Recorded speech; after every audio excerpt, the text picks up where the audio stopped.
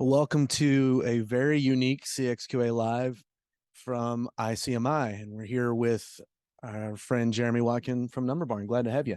Yeah, it's great to be here. Welcome to Orlando. Yeah, this is my first time at ICMI, so obviously excited to learn and network and meet lots of great folks. Feel like just kind of being new to the industry, it's exciting times to learn and connect with folks here.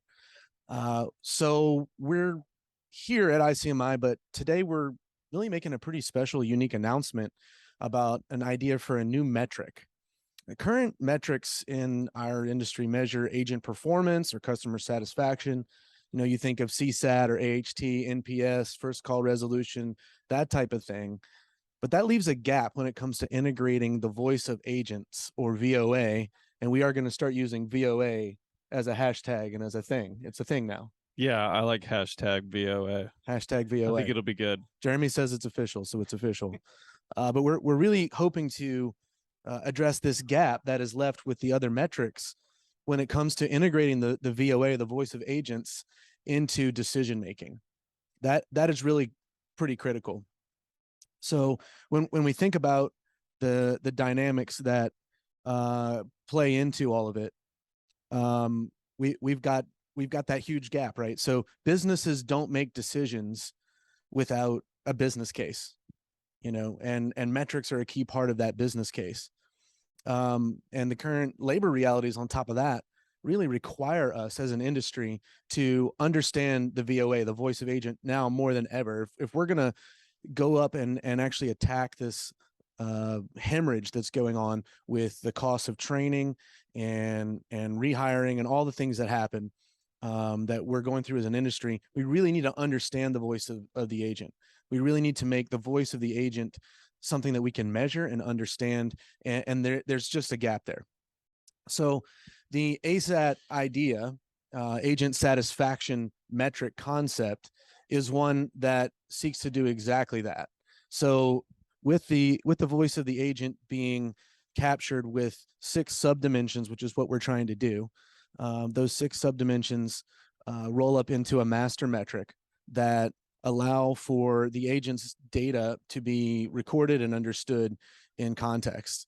So as we were saying, with business decisions rarely being made without data to back up those decisions, we're essentially coming up with this idea to fill that gap. And we're talking about the concept here today at ICMI because we're trying to gain some feedback from CX leaders on the concept, and we're actually hoping to find some more people to help us to shape the metric. We have about 25 people, including yourself and some other really strong CX leaders and thinkers that have volunteered to help. And so that's really why we're here today. Now, Jeremy, I remember bringing this rough idea to you and a few others back in late spring. Yeah, you know, when you brought it up to me, ASAT seemed like such a simple metric. Like it was like, duh, we should have ASAT. Or I guess VOA. Right. I need to use that hashtag. Hashtag VOA, people. But the more I thought about it, we really aren't measuring that or measuring it well in our organizations. I know some companies do like regular pulse surveys, but what do they do, you know, with that data? And are they looking at getting a holistic view of what agents are saying? I worked at a company that did like a semi-annual employee engagement survey, and they had like fairly high turnover. It was actually low for the industry, but it was still pretty high. And it struck me how many agents were leaving like after that survey had been administered or coming in, and then they'd leave before the next one. So you would never hear their voice in that typical, you know, annual or semi-annual employee engagement survey. Now, I'm not a huge I am a huge CSAT guy. I like customer satisfaction. But when you think about voice of agent, you can really measure the voice of the agent even before you get to customer satisfaction. Your agents are talking to customers every day, all day.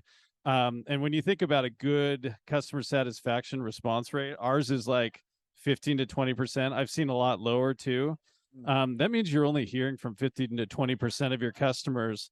If you can capture what your agents are thinking and feeling and what they're hearing from customers and the obstacles they're encountering to support their customers, it's just a more holistic way to know, how agents are feeling and also how your customer experience is going. Yeah, for sure. We always talk about the agent has some value that is often not realized. One of those being the agent can be a really strong diagnostic tool for the business because of how close they are to the customer and how much they understand about the business. So they're going Yeah, to understand absolutely. more about the business than the customer, Oh, but they're talking absolutely. to the customer. So that gives them a very unique opportunity to add value and to be a diagnostic tool in that way. Now, Yeah. I thought maybe we could explain just a little bit about how the metric works itself, right? Because we're talking about taking things that seem very subjective and ethereal and like what is it that you're actually measuring to get to an understanding of the satisfaction that the agent has with their job. And there are 6 subdimensions that roll up to make the ASAT master metric. Yeah, so I'll talk about the first three. Yeah. The first one, and I'm actively leading this team, is the technology side of it. To put it really simply, do your agents have the tools they need to do their job well? I think about things like how many systems, how many windows, how many mouse clicks does it take to support a customer? Those are all obstacles to supporting the customer. And as I talk through these different things, like you got to remember your agents actually want to solve customer issues. That's why they were hired. They achieve purpose and meaning by solving customer issues. And if they can't do that, if they have to jump over a bunch of hurdles and still not solve those, they're not going to be happy about their job. For sure. Another one, how many times I work at a software company, so this comes up. How many times are the agents running into an error that pops up and engineering gives them a well, recreate the error and then I'll fix it. But then agent doesn't know how the error happens. So it's a rock and a hard place issue. Yeah. And I think with technology, agents don't expect perfection. They're willing to they're probably the most adaptable group I know. As long as you're continuously improving and identifying the top pain points and continuing to improve those, it's the concept of Kaizen, continuous improvement. If you can do that with your agents, it goes a long way. For sure. So the second one is training. And again, what I said earlier, agents want to solve customer problems, and if they'll be dissatisfied if they're not empowered to do so. Let's see. Think about like unreasonable metrics. Like there's Jeff Toyster over there. He doesn't see me. Hi, Jeff.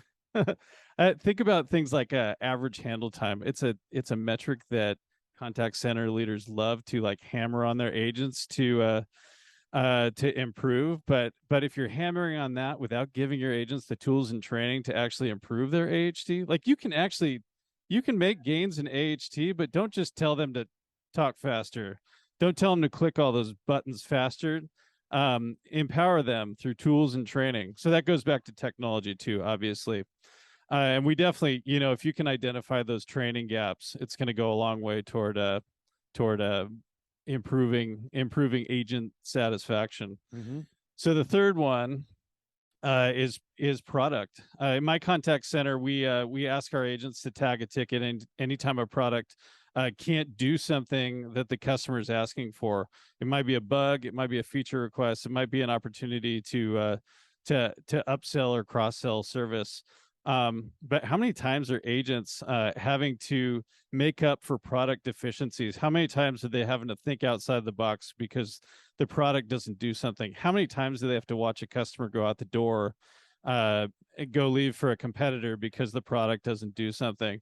Such a great opportunity to grab feedback about your products and services. We've used it to like influence marketing to add to lower a price on something. We've used it to prioritize product improvements. So this one, I think product especially will highlight ways you can actually improve your marketability of the product and how you stack up against your competition. Your agents absolutely know how to improve in that area. Yeah, 100%. I know as a customer, when I talk to an agent and they say, yeah, we know that the product isn't performing correctly because we hear this same situation Yeah. all the time, I just think to myself, boy, if I were an executive in this company, I would really want to know that. And I would want to know it in a way that was measurable and actionable. But really what we're doing here is we're increasing the value of the agent to the organization by providing all these kind of diagnostic feedback points. And when you think about it, if the product or service is not serving the customer well, and we're just keep trying to fix a broken leg with a Band-Aid, then that's bad. Yeah. Right. But it's actually pretty common. Yeah. Right? And how often do agents like just realize that that's how it is and they just stop saying stuff? They'll Yeah. just leave. Like 100%. it's just like when your customers stop responding to your surveys and they just leave because no one's listening. 100%. Like if you listen, there's so much improvement that can be made. 100%. 100%. So the other three are the team dynamics. So when in team, we talk about the horizontal and vertical relationships within the company that the agent has, the people that they answer to, the people they work with, and how those relationships impact their work. And we talk about the other aspects of company culture. So this would be everything from compensation and benefits to clarity of mission to whether or not the agent feels safe and secure, psychologically safe to do their work, and whether they feel included as part of the organization. And these are things that previously, honestly, have zero way of being measured. And so we're developing survey questions that specifically engage people to kind of measure this in a way that is actionable. And then finally, one that I really haven't heard talked about that much, and that is, and it's facing kind of the other way, and that would be the way that the work that the agent does impacts their overall well-being as a human being. I think it's easy sometimes to in any business, right, to view the employees as just another asset like a computer or a manufacturing machine or whatever the case would be. But in reality, we're talking about human beings, right? And I know I think about all of the agents across the world that they get up in the morning, they go sit in front of their computer, they put on their headset, and they're humans. They're bringing themselves to work, and what happens during work actually impacts themselves as humans, right? And then how their work impacts them ends up impacting their work. Yeah, just funny story. I think the first maybe decade of my career in customer service, I was doing it while I figured out what I wanted to do with my life. And it took me like finally realizing like there's meaning and purpose to be had when you're serving others and helping others. And you can do that in any line of work, but working in a contact center is a great place to do it. For sure, for sure. And I would say that really what we're hoping to do with this metric is to help people who are working as an agent to provide more value, but to be more connected with the meaning of their work. Yeah. And ultimately, that's going to involve them feeling like their feedback and what they see in their work actually matters to the leaders of their company, right? Now, the team dimensions are, again, technology, training, the team relationships, the product or service itself, the culture of the organization, and the agent's well-being. And we have a team working on each of those dimensions, and you're the leader of that tech team, right? Yeah.